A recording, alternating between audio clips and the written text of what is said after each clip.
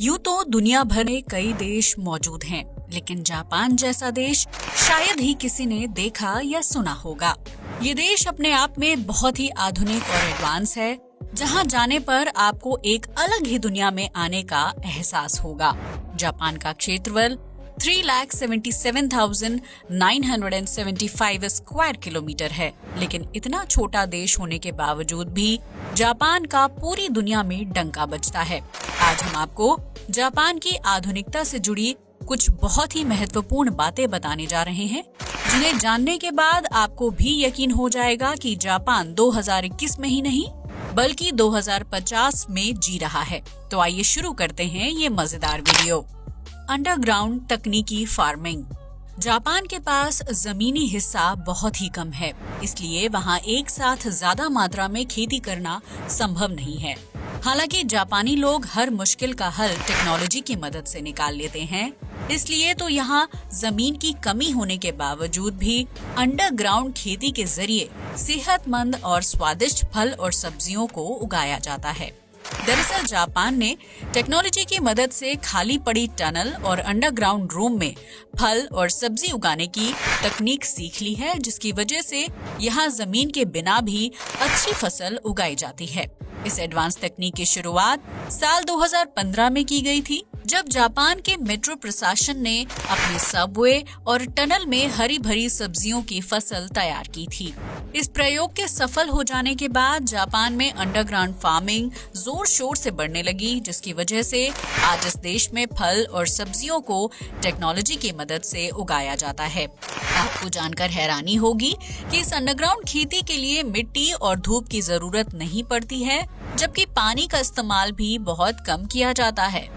इस अंडरग्राउंड खेती के जरिए जापानी नागरिकों को कम समय में ताज़ा हरी सब्जियां काफी ज्यादा मात्रा में मिल जाती हैं। इसके साथ ही जापान के कई शहरों में बिल्डिंग की खाली जगहों, पार्किंग और छत पर भी खेती की जाती है।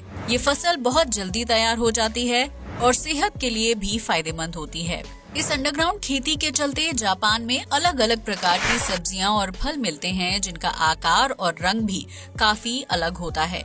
इन सब्जियों का स्वाद भी काफी अलग होता है, हालांकि ये सेहत के लिए बहुत ही फायदेमंद होती हैं। जापान की इस यूनिक टेक्नोलॉजी से उगाई गई सब्जियों और फलों की मांग दूसरे देशों में भी तेजी से बढ़ रही है, जिसकी वजह से जापान बिना जमीन के खेती करने वाले देशों की लिस्ट में शामिल हो गया है। एडवांस और हाईटेक टॉयलेट्स। किसी भी देश में पब्लिक टॉयलेट्स का साफ सुथरा होना ही सबसे अहम होता है, जो भारत जैसे आबादी वाले देश में काफी मुश्किल है। लेकिन जापान में आपको हर शहर में ऐसे एडवांस पब्लिक टॉयलेट देखने को मिल जाएंगे, जिनके फीचर्स देखकर आप भी चौंक जाएंगे। इस देश में हर 1 किलोमीटर के दायरे में कम से कम 3 पब्लिक टॉयलेट होते हैं, जो बहुत ही साफ सुथरे और हाइजीनिक होते हैं। इसके साथ ही इन टॉयलेट्स पर लगी सीट में ऑटोमेटिक टेम्परेचर कंट्रोल सिस्टम लगा होता है, जिसकी वजह से अगर आप सर्दियों में टॉयलेट सीट पर बैठते हैं तो वो अपने आप गर्म हो जाएगी। इसके साथ जापान के एडवांस टॉयलेट्स में ब्लड प्रेशर, यूरिन और वेट चेक करने के लिए अलग अलग मशीनें भी लगी होती हैं, जिन्हें आप फ्री में यूज कर सकते हैं। इसके साथ ही इन टॉयलेट्स के जरिए वाटर वेस्टेज को भी रोका जाता है, क्योंकि इन टॉयलेट्स के फ्लश के ऊपर वॉश बेसिन लगा होता है। ऐसे में हाथ धोने के बाद पानी बर्बाद होने के बजाय फ्लश टैंक में जमा हो जाता है, जिसे टॉयलेट यूज करने के बाद सफाई के लिए इस्तेमाल किया जाता है। इसके साथ ही जापान के एडवांस टॉयलेट्स में फ्लश का साउंड कंट्रोल करने के लिए भी सेंसर लगे होते हैं, जिसकी वजह से जब कोई टॉयलेट में फ्लश करता है तो उसकी आवाज बाहर नहीं जाती है। No fat policy. अगर आपने कभी सुमो रेसलिंग देखी हो तो आप अच्छी तरह से जानते होंगे कि सुमो के खिलाड़ी बहुत ही मोटे और भारी भरकम शरीर वाले होते हैं। जापान में इस खेल की शुरुआत कई दशक पहले की गई थी, जो आज दुनिया भर में मशहूर हो चुका है। लेकिन आपको ये जानकर हैरानी होगी कि सुमो जैसे खेल को दुनिया से परिचित कराने वाले जापान देश में नो फैट पॉलिसी को फॉलो किया जाता है, जिसकी वजह से यहाँ के नागरिक बहुत ही फिट और स्लिम होते हैं। जापान के लोग अपने खान पान में तली भुनी और मसालेदार चीजों के बजाय उबला हुआ खाना खाना पसंद करते हैं, जिससे जिससे बॉडी में चर्बी जमा नहीं होती है। इसके अलावा यहाँ के नागरिक अपनी डाइट में डेयरी प्रोडक्ट्स का इस्तेमाल भी ना के बराबर करते हैं, जबकि दूध भी नो फैट वाला पीना पसंद करते हैं।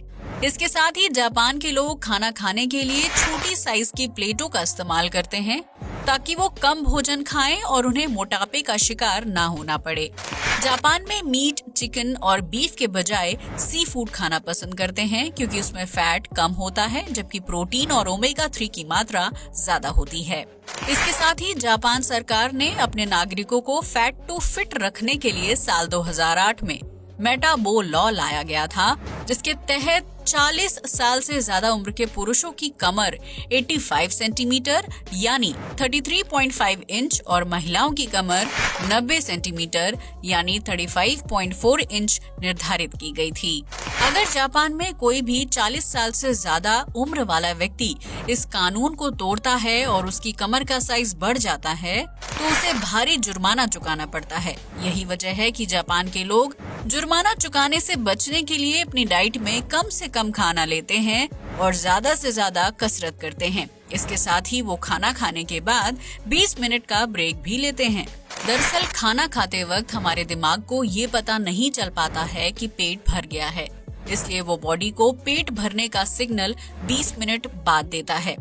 ऐसे में अगर आप सीमित मात्रा में खाना खाकर नहीं रुकते हैं तो आप भूख और जरूरत से ज्यादा भोजन कर लेते हैं, जिसकी वजह से इंसान का मोटापा बढ़ जाता है। रोबोट्स का देश। आपने कई हॉलीवुड फिल्मों में रोबोट्स देखे होंगे जो भविष्य को दर्शाने का काम करते हैं, लेकिन आपको ये जानकर हैरानी होगी कि जो रोबोट्स पूरी दुनिया के लिए कल्पना है वो वर्तमान में जापान की आन बान और शान है। जापान के ज्यादातर रेस्टोरेंट्स में रोबोट्स ही काम करते हैं और कस्टमर्स को अटेंड करते हैं।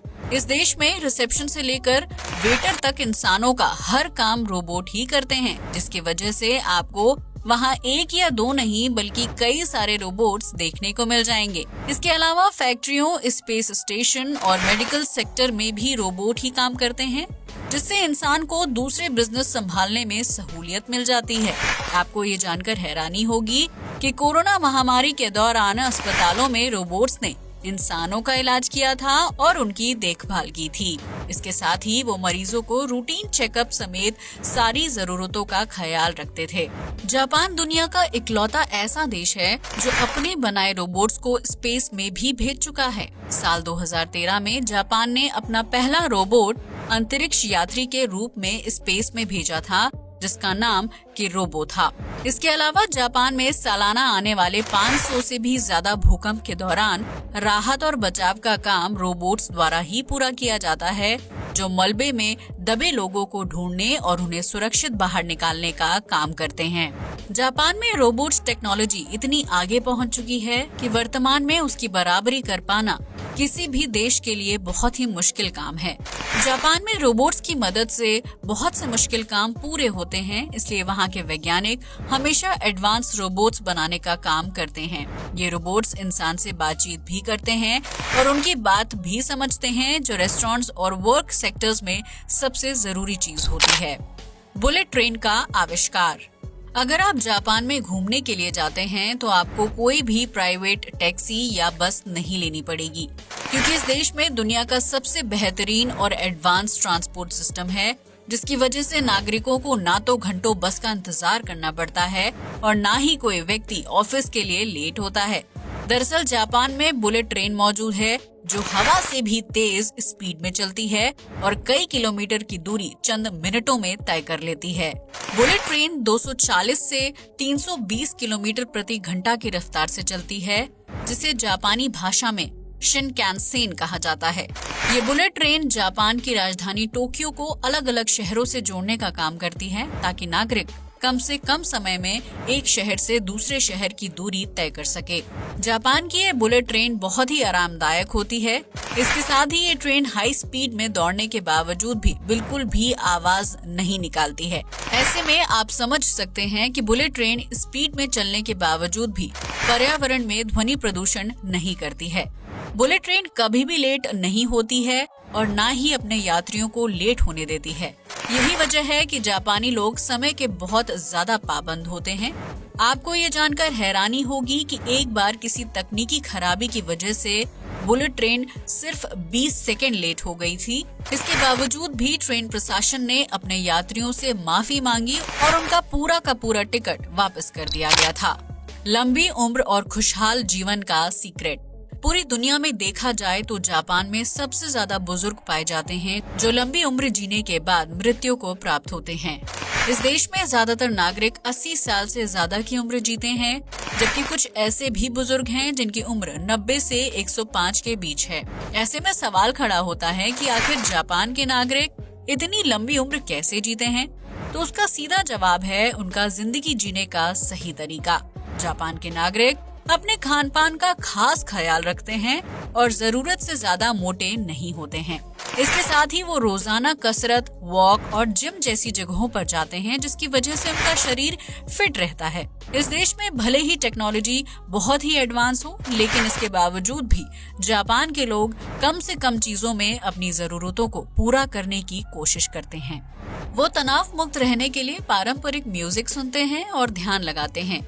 इसके साथ ही इस देश में बुजुर्गों के लिए फ्रेंड्स क्लब भी हैं, जहां वो नए दोस्त बनाते हैं और तनाव से मुक्त रहते हैं। जापान बहुत ही एडवांस है, लेकिन इस देश में अब भी परिवार संयुक्त रूप में एक साथ रहते हैं। यानी बच्चे शादी के बाद अपने माता पिता को छोड़कर अलग नहीं होते हैं, बल्कि उनके ही साथ रहते हैं।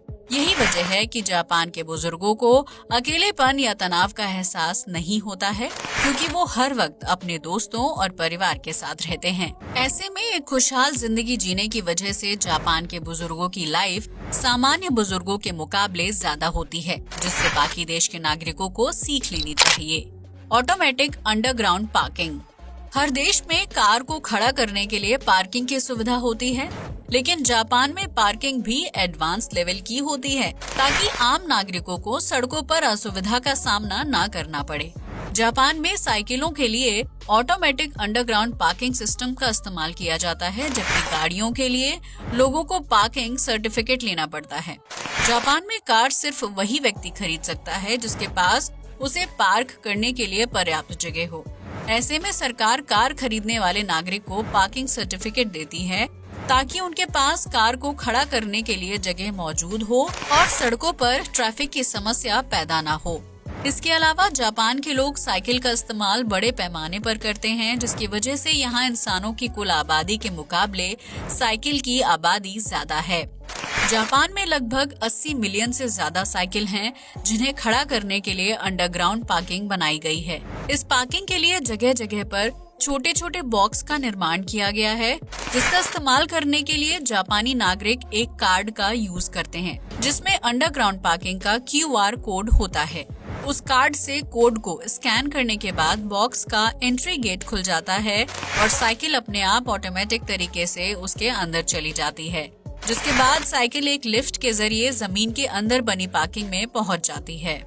इसी तरह साइकिल को वापस लेने के लिए भी कोड को स्कैन करना होता है और आपकी साइकिल ऑटोमेटिक तरीके से वापस आ जाती है, जो कि स्टूडेंट से लेकर खरीदारी करने वाले लोगों के लिए बहुत ही सुविधाजनक साबित होता है।